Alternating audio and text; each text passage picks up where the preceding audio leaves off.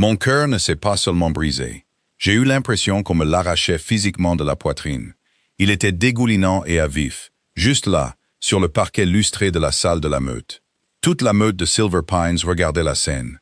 Mon âme sœur, l'homme que j'aimais en secret depuis 3 ans, se tenait sur l'estrade de cérémonie. Il tenait la main d'une autre femme. Les mots de rejet venaient de quitter ses lèvres, suspendus dans le silence de mort de la pièce. J'étais censé tomber à genoux. J'étais censé disparaître. Une fille sans loup, brisée. Mais alors que l'agonie menaçait de me consumer, une chaleur dormante et terrifiante s'est allumée dans mon sang. Je dois me réveiller. Elle a explosé à la surface, et la cérémonie était sur le point de connaître un arrêt brutal et violent. La meute de Silver Pines, nichée au cœur des impitoyables forêts émeraudes de l'Oregon, était une communauté bâtie sur la force, la tradition et la lignée. Si vous n'aviez pas de loup à votre 18e anniversaire, on vous plaignait. Si vous n'en aviez pas à votre 20e, vous étiez un fantôme. J'avais 21 ans. Je m'appelle Madeleine Foster.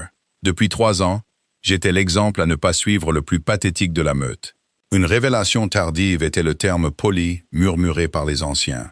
La nabote sans loup était la nomenclature préférée de tous les autres.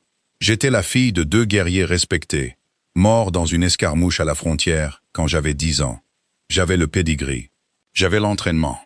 Mais ma louve intérieure était totalement, frustramment silencieuse. Pas de voix dans ma tête. Pas de sens surdéveloppé. Pas de transformation à s'en briser les os sous la pleine lune. Juste moi, douloureusement humaine, dans un monde de monstres et de magie.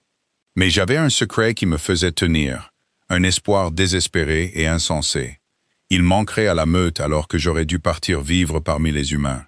Son nom était Caleb Harrington. Caleb était le nouvel alpha de Silver Pines. Il avait 23 ans, bâti comme un chêne imposant. Il avait des yeux perçants, gris acier, et une mâchoire qui semblait taillée dans le granit. Nous avions grandi ensemble, comme larrons en foire, avant que la hiérarchie de notre adolescence ne nous sépare. Mais le soir de mon 18e anniversaire, la nuit où je n'ai pas réussi à me transformer, quelque chose s'était produit. Nos mains s'étaient frôlées près du feu de joie de la célébration, et le lien d'âme-sœur avait jailli. Ce n'était pas un véritable brasier car ma louve dormait. Mais le lien doré et électrisant du dessin de la déesse avait attaché mon âme à la sienne. Il l'avait senti aussi. J'ai vu le choc, la reconnaissance indéniable dans ses yeux. Mais au lieu de me réclamer, Caleb m'avait entraîné dans l'ombre des pins. Il m'avait murmuré des mots qui sont devenus mon évangile. « On ne peut pas, m'a dit. Pas encore. Mon père va bientôt se retirer. La meute n'acceptera pas une Luna qui ne s'est pas transformée. Garde le secret. Attends ton loup. Je t'attendrai. » Alors, j'ai attendu. Pendant 3 longues années, j'ai enduré les chuchotements, les bousculades moqueuses dans les couloirs de la maison de la meute. J'ai supporté les regards apitoyés de ma tante Bridget, qui m'avait recueilli. J'ai observé depuis la touche Caleb accéder au poste d'alpha. Je l'ai vu devenir plus froid, plus dur, façonné par la politique brutale de la direction de la meute. Et dernièrement, je l'avais vu passer énormément de temps avec Victoria Sinclair. Victoria était tout ce que je n'étais pas. Elle s'est transformée à 16 ans en une louve Auburn élancée. Elle était la fille du bêta, implacablement ambitieuse, magnifique et absolument impitoyable. Chaque fois qu'elle me regardait, ses lèvres se retroussaient en un rictus qui promettait la violence si jamais je sortais du rang. Des rumeurs circulaient selon lesquelles Caleb allait annoncer sa Luna lors du gala annuel d'appariement. « Tu te tortures, m'a dit », soupira Leo Gallagher, appuyé contre le cadre de la porte de ma chambre. Leo était mon meilleur ami, un loup delta débraillé et facile à vivre qui me traitait comme une sœur. Il me regardait fixé d'un air absent, la robe suspendue à la porte de mon placard. C'était une robe simple, élégante, bleu nuit, que tante Bridget m'avait achetée. « Je dois y aller, Leo », dis-je, ma voix à peine plus forte qu'un murmure. C'est le gala d'appariement. La présence est obligatoire pour les membres non mariés de la meute. Caleb ne t'a pas parlé depuis 2 mois, souligna doucement Léo, en entrant dans la pièce et en croisant les bras. Et quand il le fait, c'est pour des affaires officielles de la meute. Il te regarde comme si tu n'existais pas. Tout le monde le voit, c'est l'alpha. Me suis-je défendu? Bien que les mots aient un goût de cendre dans ma bouche, il doit maintenir les apparences. Il m'a dit d'attendre. Léo se frotta la nuque, l'air profondément mal à l'aise. M'a dit, on dit des choses sur Caleb et Victoria. Le bêta se vantait aujourd'hui sur le terrain d'entraînement que sa fille est sur le point de devenir la femme la plus puissante du territoire. Une pointe de terreur glaciale s'enfonça dans mon estomac, mais je la repoussai obstinément. Des ragots. Tu sais comment sont les Sinclair. Ils essayent juste de forcer la main de Caleb. Protège juste ton cœur ce soir, d'accord? Dit doucement Léo, s'avançant pour me serrer l'épaule. Si les choses tournent mal, j'ai fait le plein du camion. On peut partir, aller en ville, manger de la mauvaise nourriture de dîner et oublier ces crétins élitistes. Je lui offris un sourire crispé et peu convaincant. Merci Léo, mais ça ira. Ce soir, c'est la pleine lune. Je sens quelque chose. Je te jure que je le sens. Peut-être que ce soir, c'est le grand soir. C'était un mensonge. Je ne sentais rien d'autre que le vide creux et terrifiant dans ma poitrine. Mais alors que je m'habillais pour le gala, me maquillant soigneusement et enfilant la robe bleue, je me raccrochais au souvenir de la promesse de Caleb. Je t'attendrai. La salle de la Meute était un immense pavillon rustique et chic, situé au centre de notre territoire. Quand je suis arrivé avec tante Bridget, l'endroit vibrait déjà d'énergie. Des centaines de loups étaient entassés dans la salle caverneuse, vêtus de leurs plus beaux atours. Des lustres en cristal projetaient une lueur chaude et dorée sur les parquets lustrés. L'air était épais de l'odeur des viandes rôties, des parfums coûteux et du musc lourd sous-jacent des phéromones de loup-garou. Je suis resté près des bords de la salle, sirotant un verre d'eau pétillante, mes yeux parcourant la foule jusqu'à ce qu'ils le trouvent. Caleb se tenait près du grand escalier, tenant la cour avec les anciens de la Meute. Il était à couper le souffle dans un costume noir sur mesure qui soulignait ses larges épaules. Ma poitrine se serra, le lien dormant et unilatéral me tiraillait, m'incitant à traverser la pièce et à presser mon visage contre son cou, pour respirer son parfum enivrant de pluie et de bois de cèdre. Puis, mon cœur a sombré. Victoria Sinclair s'est glissée à ses côtés, portant une robe rouge sang qui laissait très peu de place à l'imagination. Elle a posé une main manucurée à plat contre la poitrine de Caleb, se penchant pour lui murmurer quelque chose à l'oreille. À mon horreur absolue, Caleb ne s'est pas écarté. Il a ri, un son grave et grondant, qui a porté par-dessus le bruit ambiant, et a posé sa main sur la sienne. « Ne regarde pas », murmura une voix à côté de moi. Tante Bridget a glissé son bras dans le mien. « Il fait de la politique, Madeleine. Un enfant doit satisfaire son bêta. Ça n'a pas l'air d'être de la politique. » Ai-je lâché d'une voix étranglée, en détournant les yeux. Soudain, le son lourd d'un verre en cristal que l'on tapote a résonné dans la salle. La pièce est tombée dans un silence respectueux immédiat. Caleb était monté sur l'estrade surélevée au fond de la salle, le pied du microphone brillant à la lumière. À côté de lui se tenait le chaman de la Meute, prêt à bénir toute nouvelle union. « Bienvenue, ma Meute !» La voix de Caleb a retenti, profonde et autoritaire, m'envoyant des frissons dans le dos. Ce soir, sous la lumière de la pleine lune, nous célébrons la force de nos liens. Nous célébrons l'avenir de Silver Pines. Il a fait une pause, son regard d'acier balayant la foule. Pendant une fraction de seconde, ses yeux se sont posés sur les miens. Mon souffle s'est coupé. C'était le moment. Il allait s'expliquer. Il allait me réclamer, avec ou sans loup, et prouver à tous que la déesse de la lune ne faisait pas d'erreur. Une meute n'est forte que par sa direction, a poursuivi Caleb, sa voix résonnant contre les plafonds voûtés. Et un alpha n'est fort que par sa luna. Pendant des mois, j'ai délibéré sur ce qui est le mieux pour l'avenir de notre peuple. Nous faisons face à des menaces des factions de renégats au nord. Nous avons besoin de stabilité. Nous avons besoin de pouvoir. Nous avons besoin d'une luna qui incarne l'esprit féroce et inflexible du loup. Mon estomac a commencé à se nouer. Une luna qui incarne l'esprit du loup. Caleb a tendu la main vers les marches de l'estrade. « Victoria, avance-toi. » Les applaudissements qui ont éclaté dans la salle ressemblaient à un grésillement assourdissant dans mes oreilles. Le monde a basculé violemment sur son axe. Victoria Sinclair a monté les marches, un sourire triomphant et prédateur peint sur son visage. Elle a pris la main de Caleb, se tenant à côté de lui pour faire face à la meute qui l'acclamait. Non, non, non, non. Je ne pouvais plus respirer. L'air dans la pièce semblait incroyablement épais, m'étouffant. J'ai fait un pas en arrière, heurtant quelqu'un derrière moi, mais je ne me suis même pas retourné pour m'excuser. Mes yeux étaient rivés sur l'estrade, priant pour que ce soit une sorte de test cruel, un malentendu. Caleb a levé la main, et les applaudissements se sont tus. Il a regardé la foule, puis ses yeux m'ont retrouvé. Cette fois, il n'y avait ni chaleur, ni promesse secrète. Son regard était glacial, dépouillé de toute affection ou histoire que nous partagions. Avant que le chaman ne nous unisse, a dit Caleb, sa voix tombant dans un registre plus froid et plus formel. Il y a une affaire de la meute qui doit être conclue, une question de la volonté de la déesse et du droit de l'alpha de choisir le destin de sa meute. Il m'a regardé droit dans les yeux, et la foule, sentant le changement dans son attention, a commencé à se tourner. Des centaines de pères dieux ont suivi son regard, se posant sur moi alors que je me tenais tremblante près des tables de rafraîchissement. Des chuchotements ont éclaté, un bruissement qui a rempli la pièce. « Madeleine Foster, avance-toi », a commandé Caleb. Ce n'était pas une demande, c'était un ordre d'alpha. Le poids surnaturel de cet ordre m'a frappé comme un coup physique, forçant mes jambes à bouger contre ma volonté. La foule s'est écartée comme la mer Rouge, laissant une allée large et terriblement vide pour que je la descende. J'ai senti Léo essayer de m'attraper le bras pour m'arrêter, mais l'ordre était absolu. J'ai avancé, ma vision se brouillant de larmes non versées, jusqu'à ce que je me tienne au pied de l'estrade, levant les yeux vers l'homme qui m'avait promis le monde. « Caleb », ai-je murmuré, ma voix tremblant si violemment que je l'ai à peine reconnu. « S'il te plaît, qu'est-ce que tu fais ?» Il n'a pas bronché. Victoria, debout à côté de lui, me regardait avec une expression de dégoût pur et simple. La déesse de la lune, dans sa sagesse infinie, apparit les âmes pour qu'elles s'équilibrent. Caleb s'est adressé à la salle, parlant par-dessus moi, comme si je n'étais qu'un accessoire. Il y a 3 ans, un lien a jailli entre Madeleine et moi, mais la déesse nous donne aussi le libre arbitre.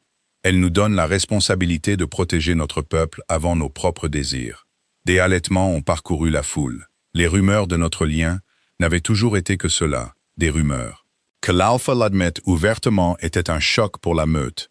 J'ai attendu, a poursuivi Caleb, son ton devenant accusateur.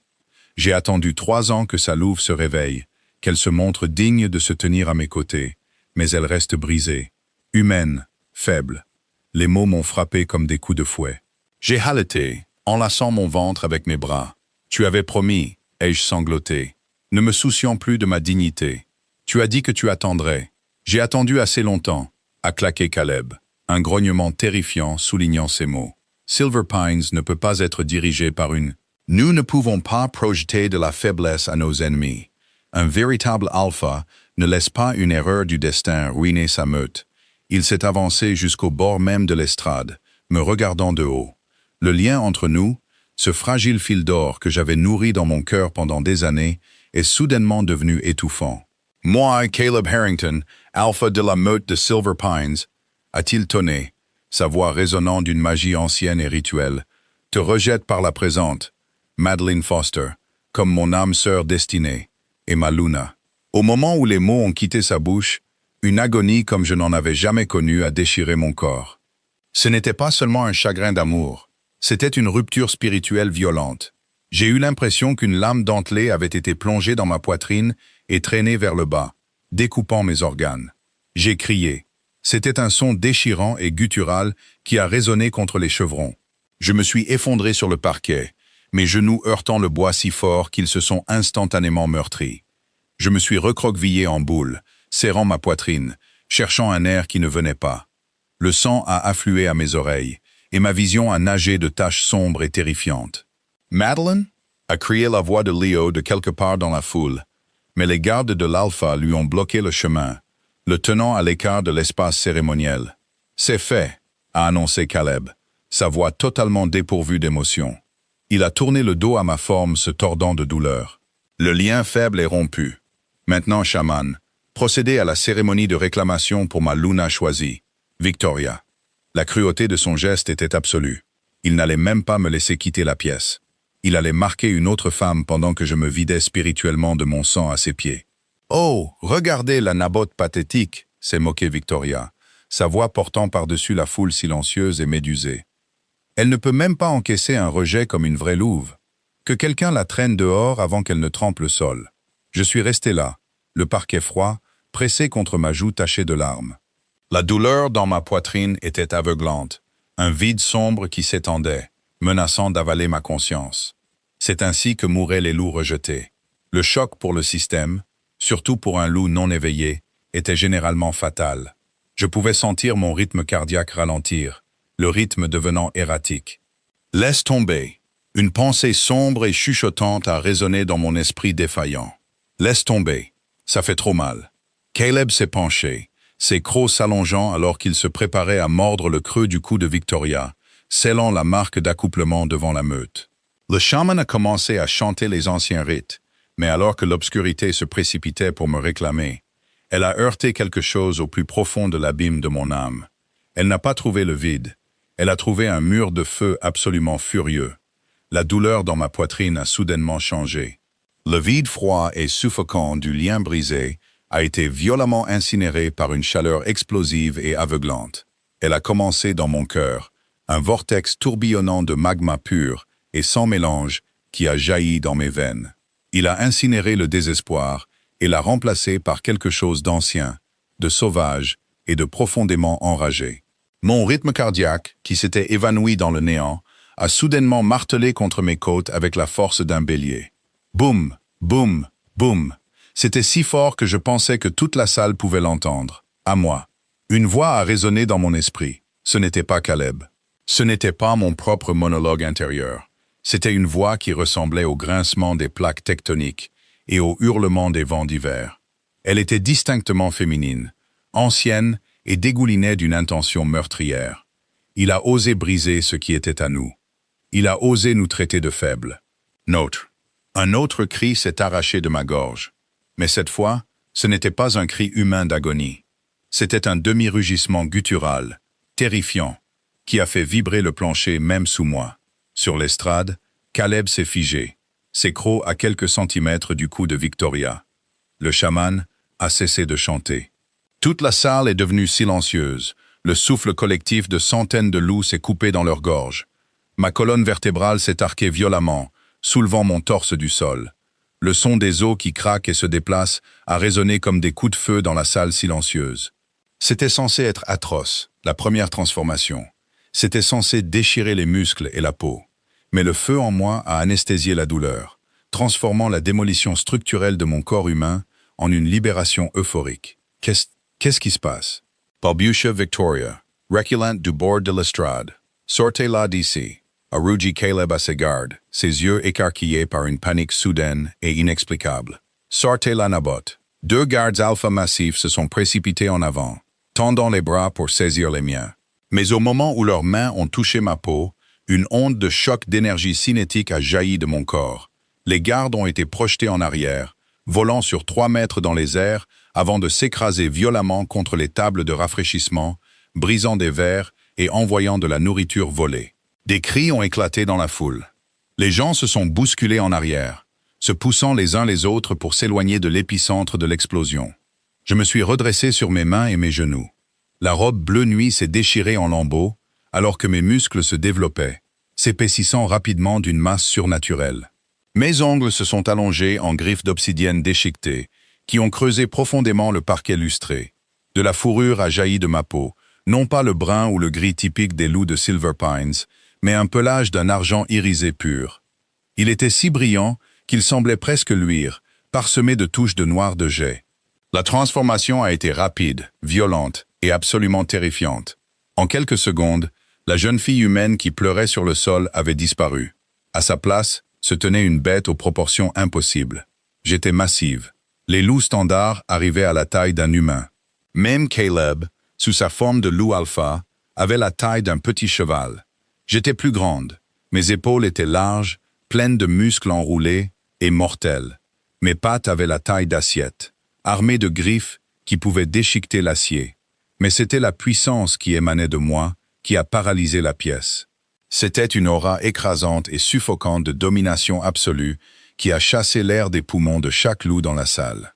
J'ai secoué mon pelage argenté et noir, et j'ai levé ma tête massive. J'ai ouvert les yeux.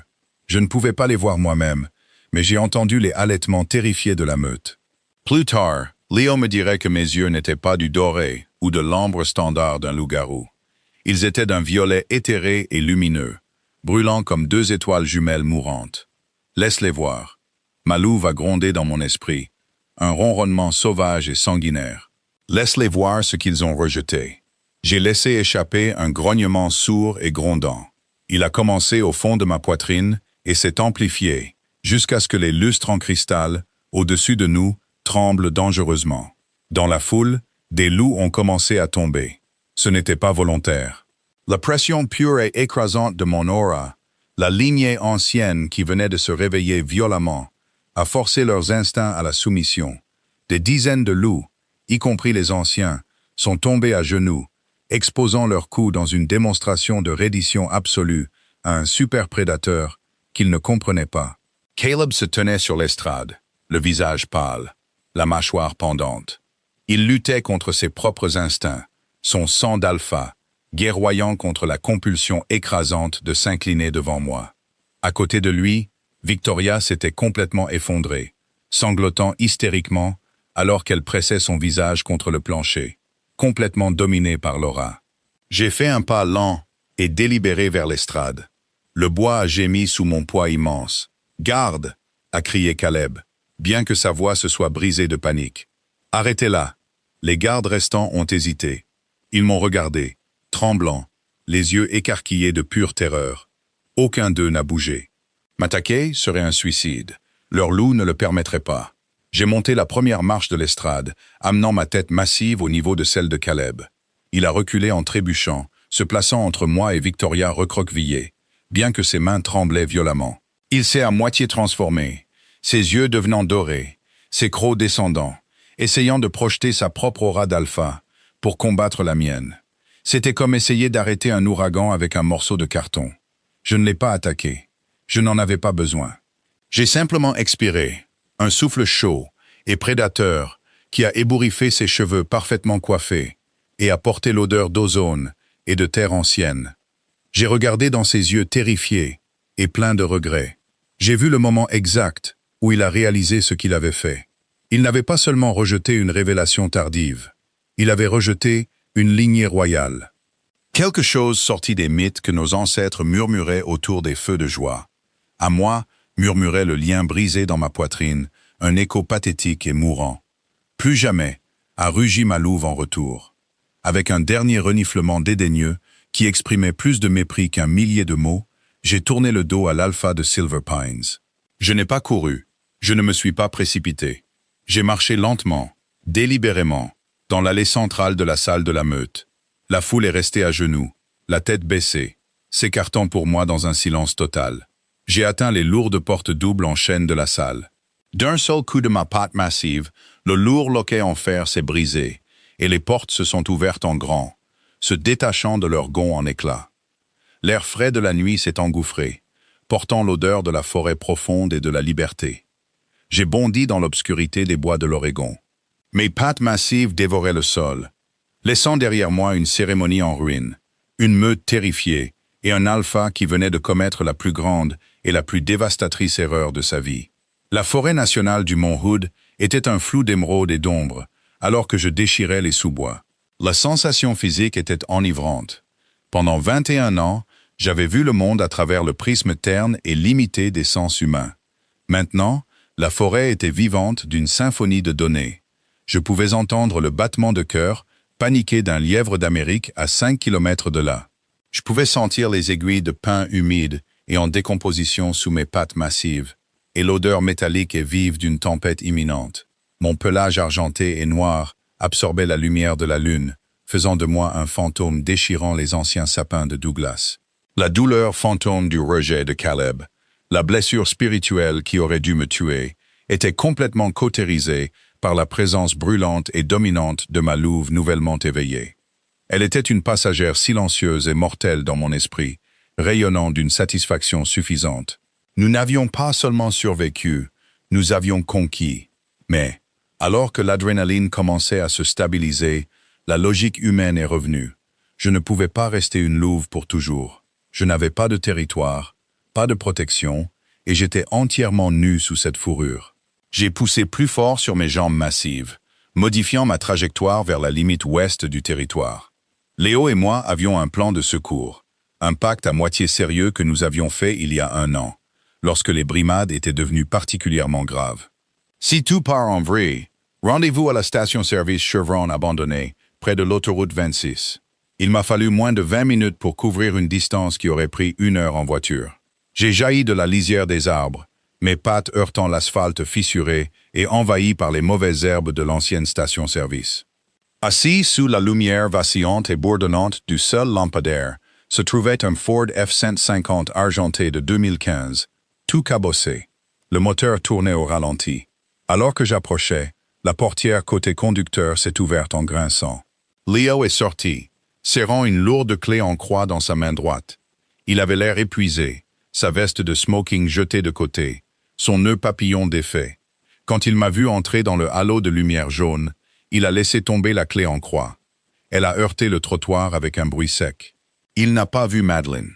Il a vu un monstre sorti d'un cauchemar, une louve se tenant presque à hauteur de sa poitrine, rayonnant d'une aura qui a fait gémir et se soumettre son propre loup delta.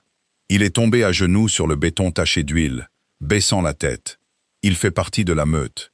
Il est en sécurité, ai-je pensé, réprimant l'instinct de ma louve d'exiger une soumission verbale, me concentrant sur le souvenir de ma forme humaine. J'ai laissé la transformation m'emporter. C'était plus rapide cette fois, ramenant les os et les muscles dans la forme compacte d'une fille de 21 ans. Je me suis effondré sur l'asphalte, frissonnant violemment dans l'air frais de la nuit de l'Oregon. Léo a été à côté de moi en 1 seconde. Il avait eu la prévoyance d'apporter une lourde veste Carhartt, doublée de flanelle de la cabine de son camion. Il l'a enroulée autour de mes épaules nues et m'a aidé à me relever. « Maddie !» a-t-il soufflé, sa voix tremblante alors qu'il me faisait monter sur le siège passager du F-150. Il a mis le chauffage au maximum et m'a lancé une bouteille tiède de Gatorade Blue Cerise depuis la console centrale. « Maddie, qu'est-ce que c'était que ça, bon sang? Tu n'es pas une louve normale. Je ne sais pas, » ai-je dit d'une voix rauque, prenant une gorgée désespérée du liquide sucré synthétique. C'était divin. Je l'ai senti rompre le lien. J'étais en train de mourir, Léo. Je pouvais sentir mon cœur s'arrêter. Et puis, elle s'est juste réveillée. Léo a passé la vitesse, a quitté la station Chevron en trombe et s'est engagé sur le tronçon sombre et sinueux de l'autoroute 26, s'éloignant de Silver Pines. Tu ne t'es pas juste réveillé, m'a dit. Tu as rasé l'endroit. Tu n'as pas vu ce qui s'est passé après que tu as défoncé les portes. J'ai appuyé ma tête contre la vitre froide de la fenêtre, regardant les arbres sombres défiler. Raconte-moi. Les jointures de Léo étaient blanches sur le volant. C'était le chaos. L'aura que tu as projetée, elle a paralysé tout le monde. Même les gardes de l'Alpha vomissaient à cause de la pression. Mais ce n'était pas le pire. Il a dégluti difficilement, jetant un coup d'œil dans le rétroviseur, comme s'il s'attendait à ce que Caleb sprinte après le camion. Le chaman a essayé de terminer la cérémonie, a poursuivi Léo, sa voix tombant dans un murmure feutré et terrifié. Caleb était humilié. Il criait que tu étais une aberration, une mutation renégate. Il a attrapé Victoria, s'est mordu le poignet pour faire couler du sang, et est allé marquer son cou pour la sceller comme Luna. Mon estomac s'est noué. Même avec le lien brisé, la pensée de lui la marquant me piquait. Un écho fantôme de 3 ans de dévotion gâchée. Et la déesse de la lune est intervenue, a dit Léo sans détour. À la seconde où ses crocs ont percé la peau de Victoria, la marque d'accouplement n'a pas pris. Elle n'a pas brillé d'or. Elle est devenue noire de jet, et elle l'a littéralement brûlée comme de l'acide. Victoria s'est mise à crier, se débattant sur l'estrade. Le chaman s'est évanoui. Les anciens sont devenus fous, exigeant de savoir ce que Caleb avait fait. Je l'ai regardée, stupéfaite. La marque l'a rejetée? On ne peut pas rejeter une lignée licane sans conséquences célestes, a dit Léo, me regardant avec un mélange d'admiration et de peur. C'est ce que les anciens criaient. Ce pelage argenté, les yeux violets, ce n'est pas un loup de Silver Pines. C'est du sang de premier-né, du sang royal. Caleb n'a pas seulement rejeté une âme sœur à la floraison tardive. Il a jeté une divinité vivante. La magie de la meute est liée à l'alpha et à la luna. Parce qu'il t'a rejeté si injustement, la déesse a maudit son règne. La meute le sent déjà. Les protections de la frontière sont tombées avant même que j'arrive à mon camion. Le poids de ces mots s'est abattu sur moi comme une chape de plomb. Je n'étais pas seulement une ex-âme sœur bafouée. J'étais une relique de pouvoir vivante et respirante, et mon rejet avait fondamentalement brisé la meute de Silver Pines. Il va venir me chercher, ai-je murmuré, la prise de conscience se faisant avec une clarté glaciale. Il ne peut pas me laisser vivre. Une âme sœur Lycaine vivante et rejetée est une menace pour toute sa prétention au titre d'alpha. Si les meutes voisines découvrent qu'il a affaibli Silver Pines en me rejetant, elles le massacreront. Exactement, a convenu Léo, poussant le Ford jusqu'à 130 km par heure. C'est pourquoi nous ne nous arrêtons pas avant d'avoir traversé la frontière de l'État. Nous allons dans l'État de Washington. Je connais un gars à Bellingham. Nous devons disparaître. Le trajet vers le nord a été un flou éreintant et tendu d'enseignes au néon, de pluies battantes et du bourdonnement incessant des pneus sur l'Interstate 5. Au moment où nous avons traversé la frontière de l'État de Washington, la tempête s'était déchaînée, libérant un déluge torrentiel qui a transformé l'autoroute en une rivière glissante et traîtresse. Ma louve restait agitée, faisant les 100 pas dans les confins de mon esprit. Elle détestait le camion, elle détestait la fuite. Elle voulait faire demi-tour et arracher la gorge de Caleb pour l'insulte qu'il nous avait faite. Il m'a fallu toute ma force mentale pour la réprimer, me concentrant plutôt sur la réalité banale des frites détrempées que nous avons prises dans un drive-thru de McDonald's tard, dans la nuit près d'Olympia. Nous sommes finalement arrivés à Bellingham juste au moment où le soleil commençait à menacer l'horizon, jetant une lumière grise et lugubre sur la ville côtière. Léo nous a réservé une chambre dans un motel Super 8, délabré près de la sortie, payant en espèces. La chambre sentait fortement l'eau de javel et la vieille fumée de cigarettes, les couvre-lits floraux portant des taches suspectes et délavées. Ce n'était pas la maison de la meute, mais c'était une forteresse pour le moment. J'ai pris une douche brûlante, lavant la saleté de la forêt et l'odeur persistante de la meute de Caleb. Quand je suis sorti, enveloppé dans une serviette blanche rêche, Léo faisait les 100 pas sur la moquette usée, regardant à travers une fente dans les rideaux occultants. « Quelque chose ne va pas », a-t-il marmonné, laissant tomber le rideau et passant une main dans ses cheveux en désordre. « Ma louve est sur les nerfs. Nous n'aurions pas dû nous arrêter. Léo, nous conduisons depuis 7 heures, ai-je dit, essayant de paraître apaisante, alors que mes propres instincts s'enflammaient en accord avec les siens. Nous avons besoin de sommeil. Ils ne savent pas où nous sommes. Vraiment? A contesté Léo. Maddie, tu es une Lycaine. Ton odeur n'est pas normale. Si Caleb a fait appel à des traqueurs professionnels, avant qu'il ne puisse finir sa phrase, la porte de la chambre de motel a explosé vers l'intérieur. Le bois lourd s'est fendu, le pêne dormant s'arrachant du cadre avec un craquement violent. J'ai crié, me jetant au sol, alors que 4 hommes massifs se déversaient dans la petite pièce. Ils ne portaient pas l'équipement de forêt standard de Silver Pines. Ils étaient vêtus d'un équipement tactique noir, armés de matraques lacées d'argent, des armes conçues pour maîtriser, pas pour tuer. À la tête du groupe se trouvait le Beta Sullivan, le père de Victoria. Il avait l'air épuisé. Son costume coûteux était froissé, mais ses yeux brûlaient d'une fureur maniaque et désespérée. Vous pensiez vraiment qu'un Delta et une monstre pouvaient semer une chasse d'alpha autorisée, a grogné Sullivan, donnant un coup de pied dans une chaise pour l'écarter de son chemin. Attrapez le garçon. Mettez les menottes en argent à la fille. Caleb la veut vivante pour qu'elle passe devant un tribunal de la meute. Un tribunal? Ai-je craché, la peur s'évaporant alors que ma louve surgissait au premier plan, mes yeux brillant d'un éclat violet dans la pénombre du motel. Il m'a rejeté. Je ne lui dois rien. Tu as brisé notre meute, a rugi Sullivan en se jetant en avant. Ma fille est marquée à vie à cause de ton sang maudit. Tu vas revenir pour réparer les protections, et ensuite l'alpha décidera comment se débarrasser de toi.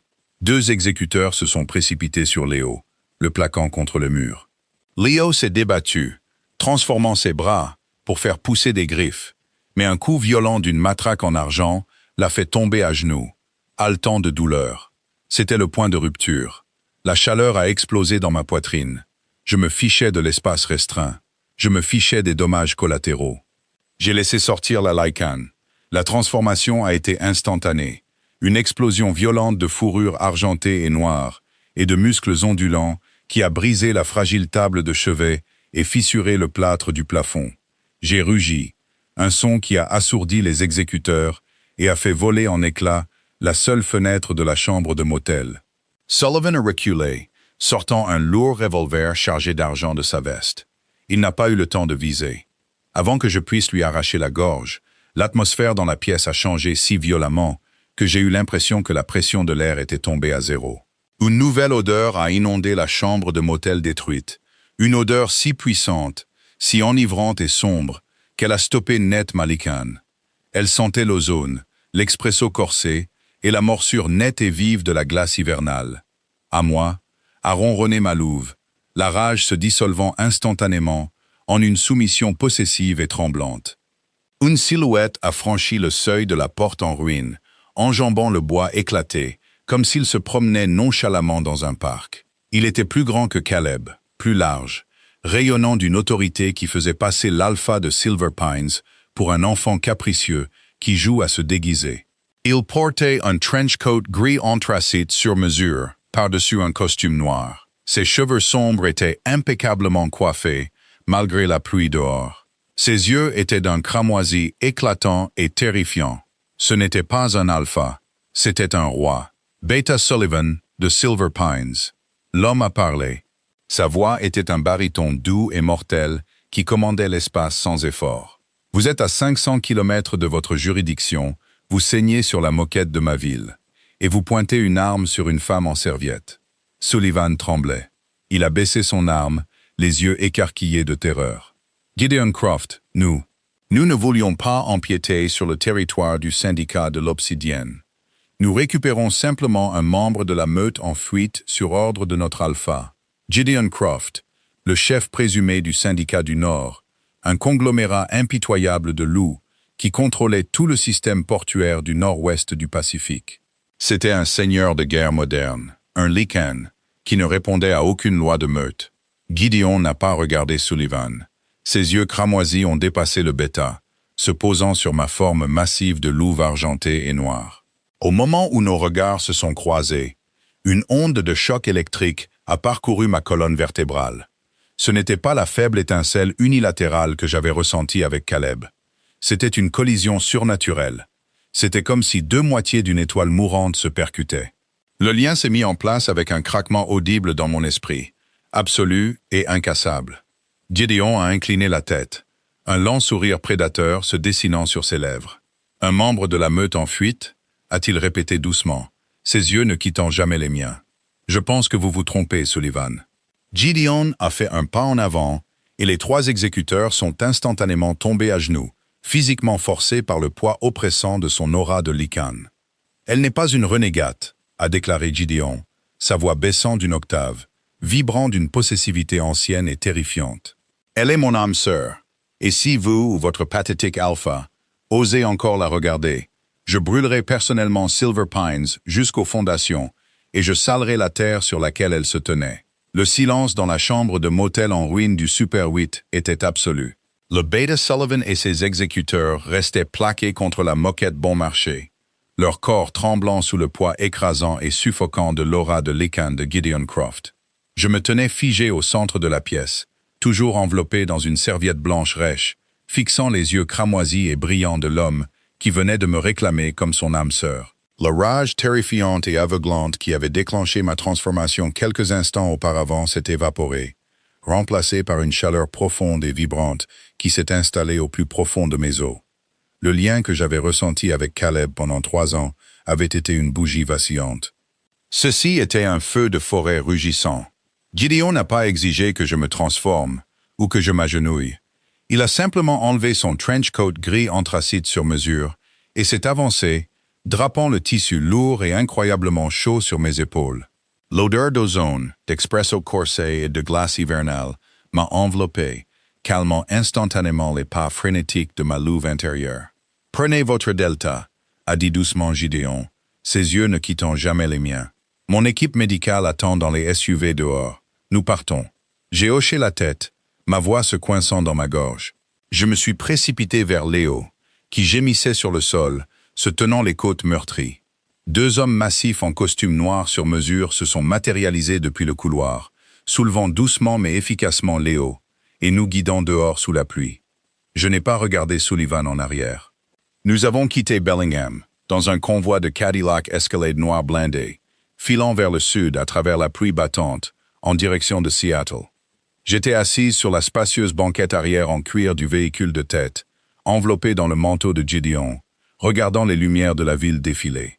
Gideon était assis en face de moi, versant un liquide ambré d'une carafe en cristal. Il me l'a offert en silence. Je l'ai pris, le whisky brûlant une traînée de chaleur bienvenue dans ma gorge. « Vous êtes le syndicat de l'Obsidienne », ai-je finalement murmuré, la réalité de ma situation s'installant. « Vous contrôlez les ports du Nord-Ouest, les lignes maritimes, les loups sans meute. Nous préférons le terme d'entreprise indépendante, Madeleine, » a répondu Gideon, un léger sourire acéré jouant sur ses lèvres. « Eh oui, nous opérons en dehors de la hiérarchie désuète des meutes de la forêt.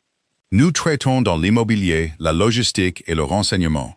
C'est ainsi que je sais exactement pourquoi Caleb Harrington a été assez stupide pour rejeter une Lycan de premier-né. » J'ai froncé les sourcils, la douleur fantôme du rejet s'enflammant brièvement. Il m'a rejeté parce que je n'étais pas éveillé, parce qu'il voulait la force de Victoria. Gideon a laissé échapper un rire sombre et sans humour. Madeleine, la meute de Silver Pines est une relique rustique. Ils ne comprennent pas l'économie moderne. Au cours des 5 dernières années, le père de Caleb a lourdement investi les fonds de la meute dans une entreprise immobilière commerciale désastreuse à Portland. Une société écran appelée Apex Holdings a racheté leurs dettes. Silver Pines est en faillite. Ils font face à la saisie de leurs propres terres ancestrales. Je l'ai regardé, le verre de whisky glissant dans ma main.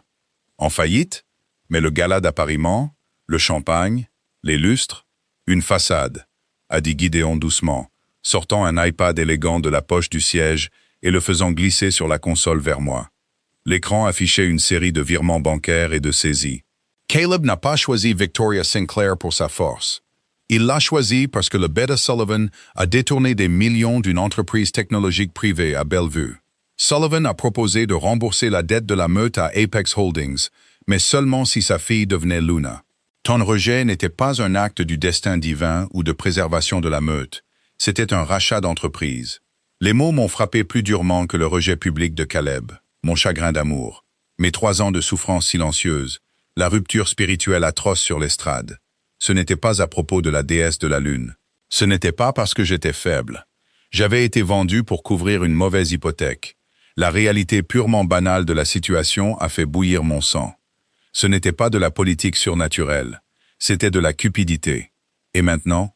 Ai-je demandé, ma voix tombant dans un murmure glacial et dangereux, alors que mes yeux violets s'enflammaient dans le reflet de la vitre teintée. Maintenant, a dit Gideon en se penchant en avant, la puissance brute de son alpha Lycan se mêlant à son ton. La petite transaction financière de Caleb l'a condamné. En rejetant une première-née, il a brisé les protections magiques, protégeant le territoire de Silver Pines. Des factions de renégats traversent déjà leurs frontières. Son peuple panique, et Caleb a demandé une entrevue d'urgence avec le syndicat pour supplier notre soutien militaire. Gideon a tendu la main, sa grande main chaude effleurant doucement une mèche de cheveux humides de mon visage. Le contact a envoyé une décharge d'électricité directement dans mon cœur. Il pense qu'il va rencontrer un seigneur de guerre pour négocier un prêt. Il ne sait pas qu'il va devoir répondre à sa reine. « Repose-toi ce soir, petite louve. Demain, nous reprendrons ce qui t'est dû. » L'entrevue était fixée à minuit dans un chantier naval, abandonné à Tacoma, un labyrinthe tentaculaire de conteneurs en acier rouillé et de béton fissuré, battu par un vent glacial et incessant venant de la baie de commencement. C'était un terrain neutre, isolé et imprégné de l'odeur de sel et d'industrie en décomposition. Je suis sorti de l'escalade blindée, le gravier crissant sous mes bottes de combat. Je ne portais pas une robe de soirée fragile ce soir. Je portais un pantalon tactique sombre, un col roulé noir ajusté et une lourde veste en cuir. Ma louve argentée et noire faisait les 100 pas juste sous ma peau, un ressort enroulé d'énergie mortelle, avide du sang de l'homme qui nous avait vendus. Gideon marchait impeccablement à mes côtés, une ombre silencieuse et terrifiante dans son manteau anthracite, flanqué de 50 des exécuteurs Lycan les plus élites du syndicat. Il se déplaçait avec une précision absolue et terrifiante, se déployant pour sécuriser le périmètre. Léo, les côtes solidement bandées et l'esprit restauré par les médecins du syndicat, marchait à mon flanc gauche, une matraque lacée d'argent, fermement serrée dans sa main. Caleb attendait au centre du chantier, illuminé par l'éclat dur et bourdonnant d'une lampe de travail halogène portable. Il ne ressemblait en rien à l'alpha arrogant et soigné qui se tenait sur l'estrade il y a 2 nuits. Son costume était froissé, sa posture affaissée, et les cernes sombres sous ses yeux témoignaient d'un pur désespoir.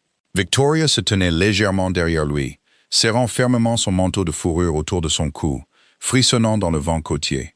Une douzaine d'anciens de Silver Pines se tenaient derrière eux, l'air terrifié et profondément mal à l'aise dans ce décor urbain. Alors que nous approchions du cercle de lumière, Caleb s'est avancé, bombant le torse pour projeter une autorité qu'il ne possédait plus. Gideon Croft, merci d'avoir accepté cette réunion. Silver Pines est prête à vous offrir des droits d'expédition exclusifs via nos routes forestières du Sud en échange de... La voix de Caleb s'est brusquement éteinte dans sa gorge. Ses yeux, frénétiques et injectés de sang, se sont posés sur moi. La couleur a quitté son visage si rapidement qu'il ressemblait à un cadavre. Victoria a halté, faisant un pas en arrière en trébuchant, sa main volant à sa bouche. Les anciens ont éclaté en murmures feutrés et paniqués, leurs yeux écarquillés alors qu'ils reconnaissaient le bourdonnement de puissance violette qui émanait de moi. Madeleine a lâché Caleb d'une voix étranglée, sa voix se brisant. Il a regardé de moi à Gideon, son esprit luttant violemment pour traiter la réalité devant lui. Qu'est-ce que c'est? Pourquoi la renégate est-elle ici? Faites attention à vos mots, Harrington, a murmuré Gideon, sa voix un fil mortel et soyeux qui a porté par-dessus le vent hurlant. Vous vous adressez à mon âme sœur et à la véritable souveraine de ce territoire. Caleb a tressailli comme s'il avait été frappé. Votre âme sœur? Non. Non, c'est impossible. C'est une nabote sans loup. Elle n'a pas de lignée. C'est une première-née. Un des anciens de Silver Pines, un homme aux cheveux gris nommé Harrison, a interrompu en s'avançant les mains tremblantes.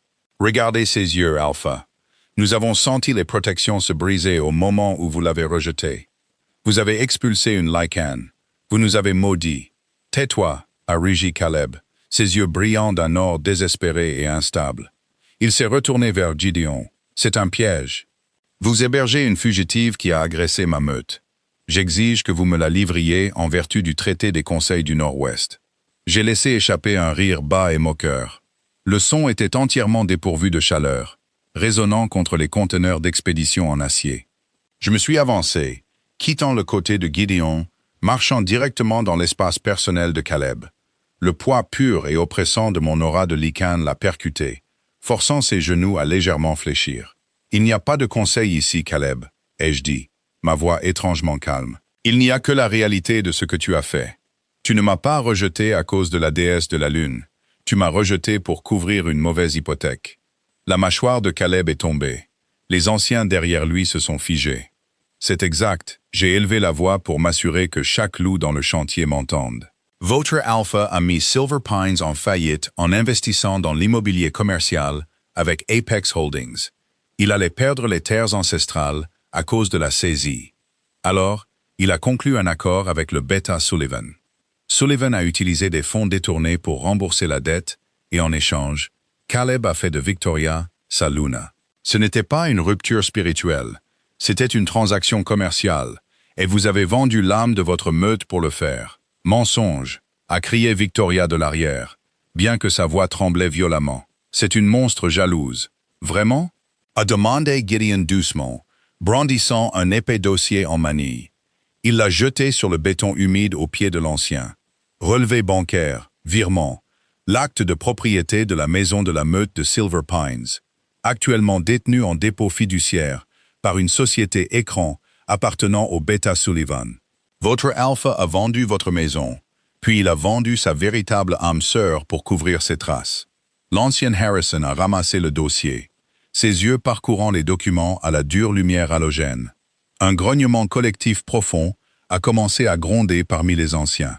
Ils ont tourné leur regard furieux vers Caleb. Caleb, a grogné Harrison, ses crocs descendants.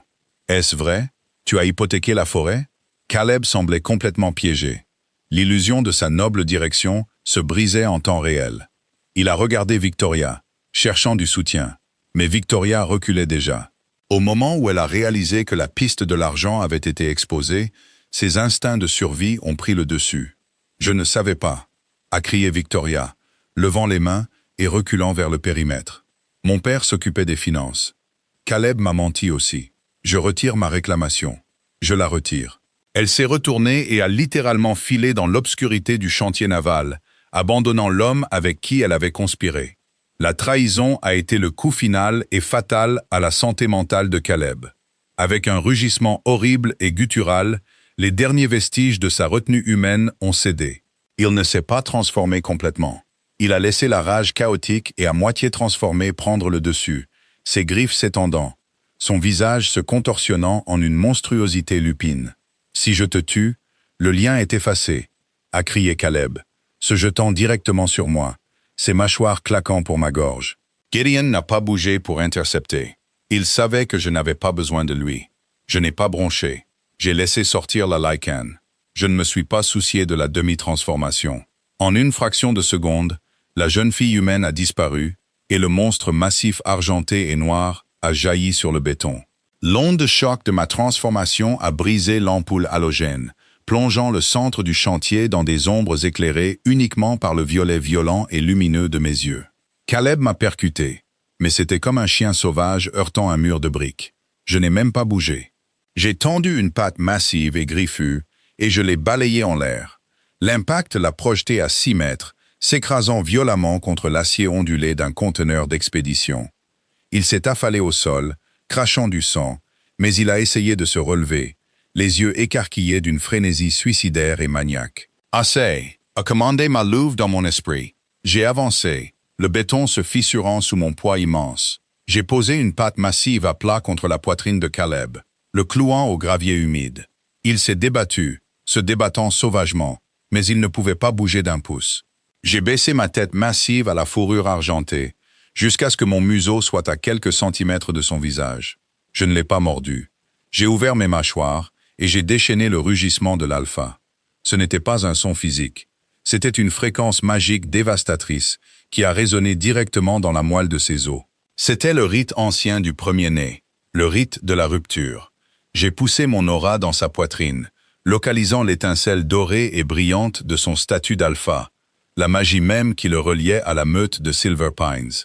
Et avec une flexion spirituelle brutale, je l'ai écrasé. Caleb a poussé un cri atroce, déchirant l'âme, qui a éclipsé le son que j'avais fait sur l'estrade il y a 2 nuits. La lumière dorée dans ses yeux a brillé violemment. Puis, comme un fusible grillé, elle s'est éteinte entièrement, remplacée par un brun terne et sans vie. Ses muscles ont rétréci, ses croûtes se sont rétractées. J'ai reculé, laissant la transformation se dissiper, reprenant ma forme humaine alors que je me tenais au-dessus de lui. Il gisait sur le sol, pleurant, dépouillé de son titre, de sa force et de sa magie. J'avais réduit l'alpha de Silver Pines à un oméga brisé. Les anciens de Silver Pines, témoins du rite ancien, sont tombés à genoux dans le gravier humide, exposant leur cou à moi en soumission totale. Luna pleura l'ancienne Harrison. « Alpha, s'il vous plaît, pardonnez-nous. Retournez dans la forêt. La meute est à vous. » Je les ai regardés, puis la forme pathétique et sanglotante de Caleb Harrington. « Silver Pines n'est plus ma maison, » ai-je dit, ma voix résonnant dans la nuit froide. « Reconstruisez votre meute. Élisez un nouveau chef. Le syndicat de l'Obsidienne effacera vos dettes et protégera vos frontières. Mais vous nous appartenez maintenant. Vous répondez à Seattle. » Je me suis détourné des ruines de mon passé, retournant vers les SUV blindés. Gideon attendait, ses yeux cramoisis brillant d'une fierté absolue et d'une adoration profonde et sans retenue. Il a de nouveau enroulé son manteau autour de moi, me tirant contre sa poitrine, embrassant le sommet de ma tête. « Prête à rentrer à la maison, ma reine ?» a-t-il murmuré. « Ramène-moi à la maison » ai-je répondu. Et pour la première fois de ma vie, je le pensais vraiment. 3 mois plus tard, l'odeur humide et rustique des bois de l'Oregon n'était plus qu'un lointain souvenir. Je me tenais sur le vaste balcon en verre du siège du syndicat, regardant la ligne d'horizon de Seattle scintiller contre les eaux sombres du Puget Sound. Je n'étais plus la nabote pitoyable et sans loup de Silver Pines. J'étais Madeline Croft, la reine Lycan de premier-né du nord-ouest du Pacifique. Silver Pines s'était stabilisé sous la nouvelle direction de l'ancienne Harrison, strictement surveillée par Léo, qui avait accepté avec enthousiasme le rôle de notre exécuteur du Sud. Quant à Caleb, il avait disparu dans le monde humain, une ombre sans loup travaillant pour rembourser ses dettes.